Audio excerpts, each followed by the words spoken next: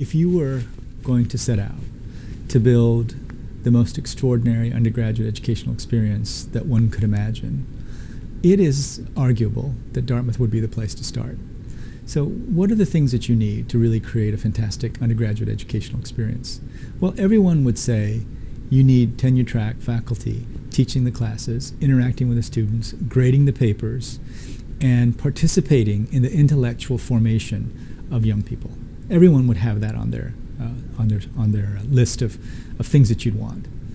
But there are a lot of other things that Dartmouth has that wouldn't not necessarily appear on the top of the list, but the evidence seemed to suggest that those are just the kinds of things you'd need.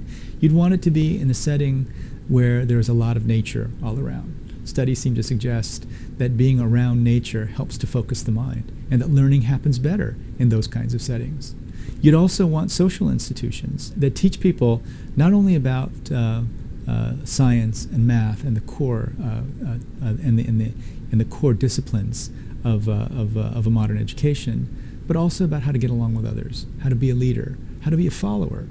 Those kinds of institutions exist at Dartmouth at a level that I think is really unparalleled in other institutions.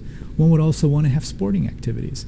It's quite clear that having athletic teams and participating is not only good for health, but it's very important for the formation of leaders. Finally, you'd want an institution that actually incentivizes great teaching. It's very difficult to create an extraordinary undergraduate institution if all the incentives move away from great teaching. If you're judged solely on the number of papers you publish, it's difficult to find the time to be a great teacher. But Dartmouth incentivizes both research and teaching in a way that I think is truly unique.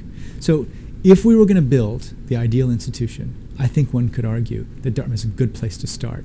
And I know that it's already advanced tremendously, but it's very exciting to me to think about what would be the next level for Dartmouth College in creating that ideal, extraordinary educational experience.